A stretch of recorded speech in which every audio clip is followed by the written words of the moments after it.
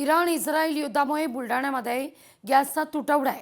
चुलीवर आता स्वयंपाक करावा लागतोय। हिवरा आश्रम इथल्या 4000 विद्यार्थ्यांचे प्रचंड हाल आहे। आढावा घेतला आपल्या प्रतिनिधी संदीप शुक्ला यांनी। संस्थेचे सचिव संतोष गोरे सर आहे। सर, काय सांगाल, किती विद्यार्थ्यांचा इथे स्वयंपाक होतो आणि काय अडचणी येत आहे? विवेकानंद आश्रमात गुरुकुल पद्धतीने शिक्षण दिलं जातं। टोटल 6000 विद्यार्थी शिकतात, पण 3000 पर्यंत विद्यार्थी गुरुकुलात राहतात। त्यांच्यासाठी दररोज 2 वेळचं जेवण, नाश्ता हे सगळं बनवायला लागतं। त्यासोबतच विवेकानंद आश्रम ब दर्जा तीर्थक्षेत्र आहे। इथं भेट देणारे भाविक, इथली रुग्णसेवा सुद्धा आहे, त्यात येणारे पेशंट, पालक या सगळ्यांना मिळून दररोज या ठिकाणी प्रसाद बनवावा लागतो, जेवण बनवावं लागतं।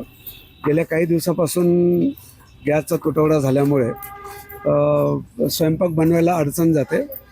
पारंपरिक पद्धतीनं लाकडं जाळून ताव्यावर हा स्वयंपाक करायला लागतो, त्यामुळे त्याला थोडा उशीर होतो। परीक्षेचे दिवस आहेत, मुलांना वेळेवर जायला लागतं। जिल्हा प्रशासनानं पूर्ण मदतीचं आश्वासन दिलं। आम्ही अजून त्यांच्यापर्यंत गेलो नाही, आमची मागणी केली नाही।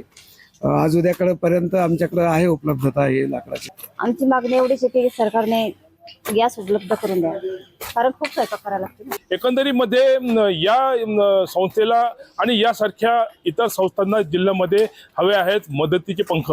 लोकशाही मराठीसाठी संदीप शुक्ला, हिवराश्रम, बुलढाणा।